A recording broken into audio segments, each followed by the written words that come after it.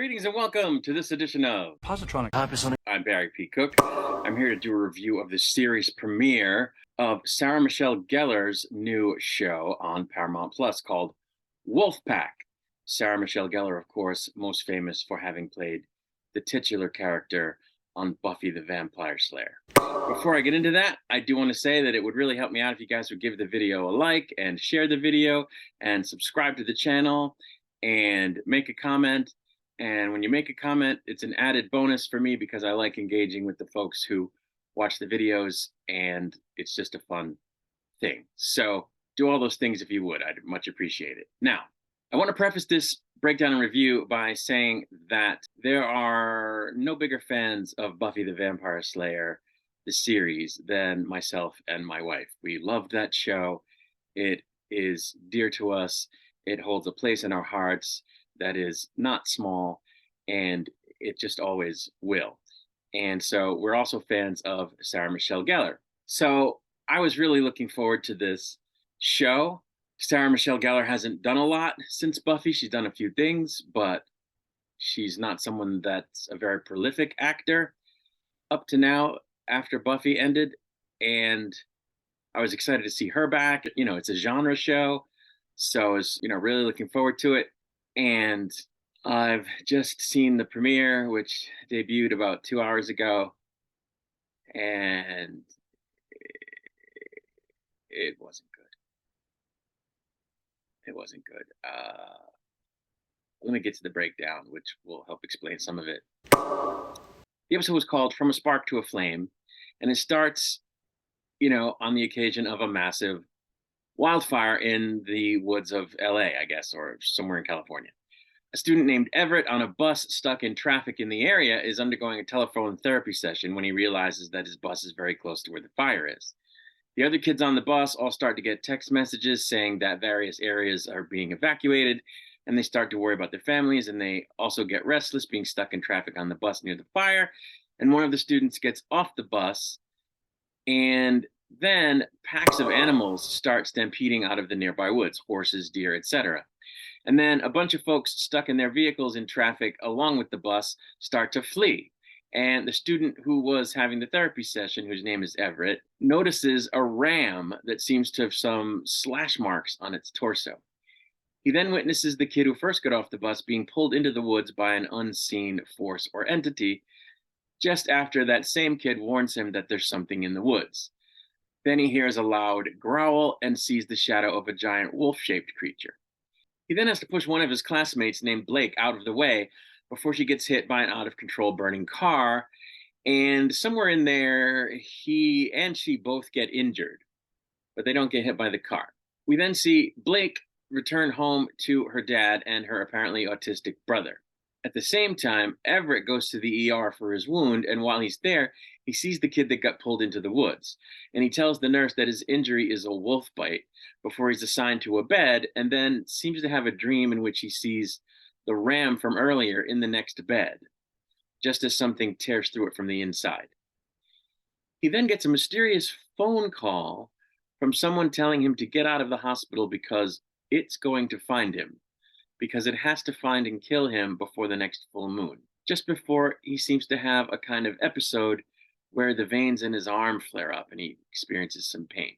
At the same time, Blake has a vision of herself having been the one who bit Everett, and later also seems to have a flare up of her wound just after noticing that all her acne has cleared up, and just before finding herself seemingly psychologically connected to Everett in the hospital, a vision of whom she sees in the bathroom mirror. At a nearby club, the DJ has a bit of a hookup with a club patron, Harlan, who seems to have exceptional hearing, while his sister, Luna, briefly looks on before having a conversation with him about their park ranger dad, who seems to be missing, and about how, combined with his excellent hearing, her excellent sense of smell would help them find their dad if they were to go looking. At the 31-minute mark, we finally see Sarah Michelle Gellar when her arson investigation character shows up at the hospital looking to talk to anyone who is injured, and specifically mentions the kids on the bus. Next, we see Blake, who's left her brother and father at a nearby motel, running down the middle of a city street at super speed. Turns out that she's running back to her house, and when she gets there, she comes upon the neighbor dog, who usually barks at her like crazy, and finds him suddenly docile in her presence and friendly to her. Next, Harlan and Luna, I kid you not, her name is Luna, come upon the scene of their father's found truck. And when they're told that a bunch of animals left the woods when the fire started by his fellow park ranger, they ask if any of them were wolves, at which point the park ranger tells them that a wolf couldn't have made the damage on the father's truck, which turns out to be a gigantic claw mark scratch across the side of the truck. And I was thinking, okay, well, what does she think did it? Like a T-Rex? Like Harlan and Luna then have a conversation between them about how it's the worst fire in 18 years since the night their adoptive father, it turns out, found them when they were, I'm not kidding, wolf cubs. You see him finding them as wolf cubs in like a flashback. And they suspect that their real father is reemerging. And apparently, he's a freaking werewolf. Next, Everett shows up at Blake's burnt down house, and it turns out that she can see his severe wound that looks normal to everyone else. And he somehow knows that she can see it. And he also realizes that he has a slamming six pack all of a sudden, and that Blake's acne has disappeared. And then the werewolf shows up walking on its hind legs and jumps at them, at which point the neighbor dog attacks the wolf and they run. When they reach a dead end in a hallway where some debris had fallen, Everett just punches right through it. We then come upon the park ranger dad, who is struggling to get out of the woods without getting burned, and he stops to record a message for them on a digital audio recorder. We cut back to Blake and Everett. They have a conversation wherein they seem to realize that they were bitten by a werewolf, although Blake seems to be in denial.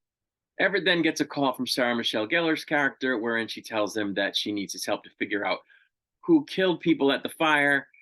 And she tells him that arson is only part of the truth of what happened, and that another part of the truth is that she knows that the person who started the fire is a teenager and might even be one of his classmates. Not sure how she knows that at all.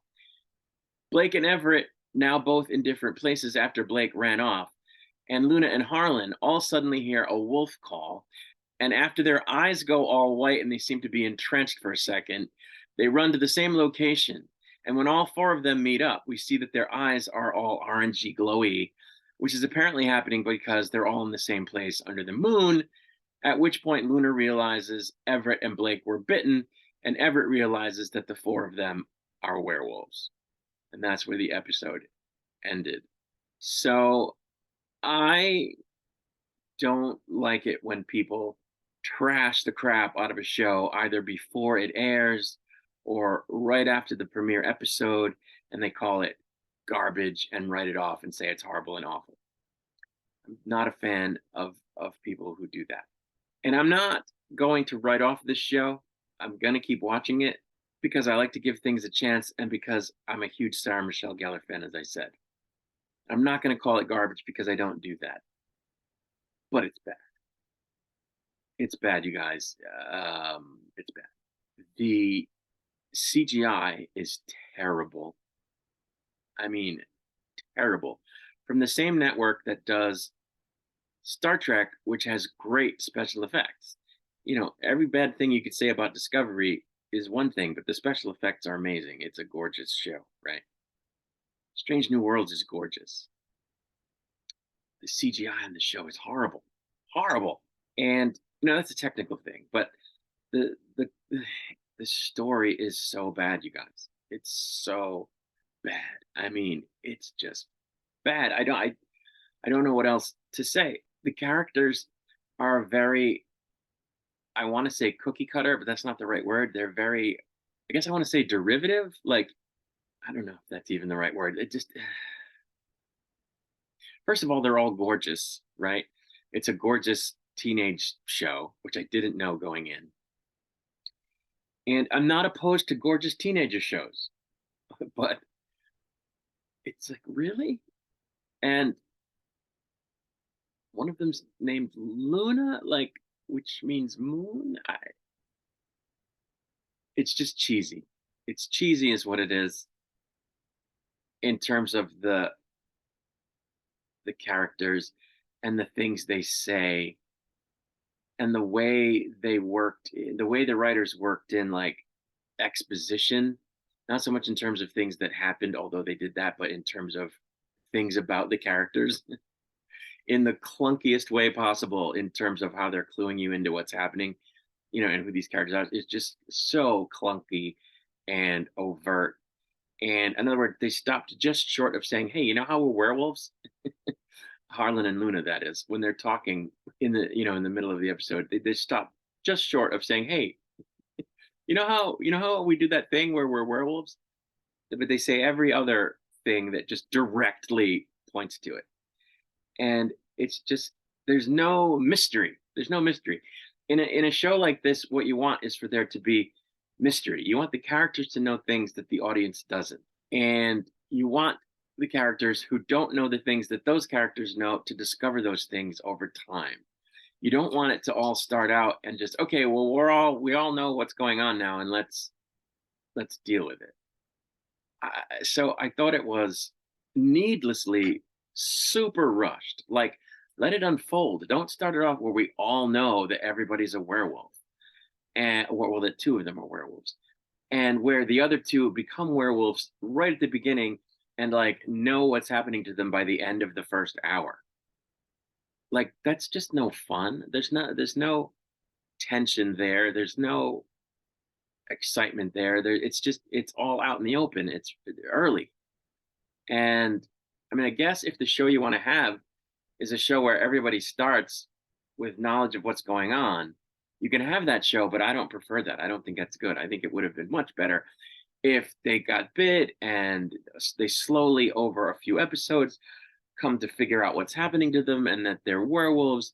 And then, within a few episodes, they meet the other werewolves and figure out what's going on over the course of a season. There's only 8 episodes, so it's not like it would take 20 episodes. Not like I'm not saying drag it out for 20 episodes. There's only 8 episodes, so the first four, they could have like had some werewolf stuff going on, but at the same time, not necessarily have the characters know what it is, so that you can watch them go through that like experience. And the actual werewolf characters who are already werewolves, like from before, can be like kind of mysterious. And I wonder what's going on. Because it's a werewolf show. But in other words, I wonder, what their story is. No, it's just all dumped right out in the open in the first episode, and in a clumsy way. And you see the werewolf in the first episode. Like, in the first 5 minutes, you're seeing a shadow of the werewolf. And then you see the werewolf from a distance later on. And then it just shows up at like the halfway point of the first episode, and you see it. Why would they do that? Why not also drag that out a little bit? And so I think it was just done badly. And the CGI is so bad. It's so bad, you guys. The werewolf looks terrible. Terrible. In the beginning, when the animals are running out of the woods, that looks good, but it's like so quick you can't really analyze their appearance. And the one ram that they do a couple of close-ups on briefly, like, looks okay, but it's kind of borderline. It looks like bad video game graphics from like the 90s. That's what it looks like. And I don't know, it's cheesy. He gets a call from a mysterious figure that says, "Get out of the hospital." Like, really? I mean, imagine they're going to come up with some explanation of how he knew how to reach the kid, but he doesn't call him on his cell phone. He calls him on the hospital phone. What? Like, how did he know? And okay, they're going to explain that, but it's probably going to be stupid. So I don't know. I didn't like it. For the first few minutes, I thought it was going to be good. It was going good, and then it just went right off the cliff. And it's just bad. And I feel badly for Sarah Michelle Gellar because her name is all over this thing, and she's a good actress, and she deserves to be involved with good stuff, good shows, good movies, but this isn't it from what I can tell so far. It's just bad. Now, maybe the second episode, it will be better. Maybe the show will get better after that over the course of the following 6 episodes. But I think it's already set itself up to be bad because they just revealed everything right away. And I don't think that was the way to go. I think it would have been better if the episodes were about, okay, what's going on, and you know, what's this wolf thing? Is there a wolf? What bit them? I mean, we know it's a werewolf, but in other words, they don't know that. And oh, what's happening to us? And oh my God, I've been reading up on some stuff on the internet, and it seems like we're werewolves, and we got to figure out what happened. And then, you could have Luna and Harlan kind of be like mysterious about what they are instead of talking about it right out in the freaking open for the audience. I don't see why they didn't go that route, especially given that it's a short season and they could have done that and still have had a few episodes to do what I think they're going to do for the whole 8. I don't know. I think it would have been better that way. I think it would have separated it from a lot of the YA fare that you see on TV that is just so goofy, and this is pretty goofy. So I did not like the premiere episode, and I'm hoping for Sarah Michelle Gellar's sake that the next few episodes are better.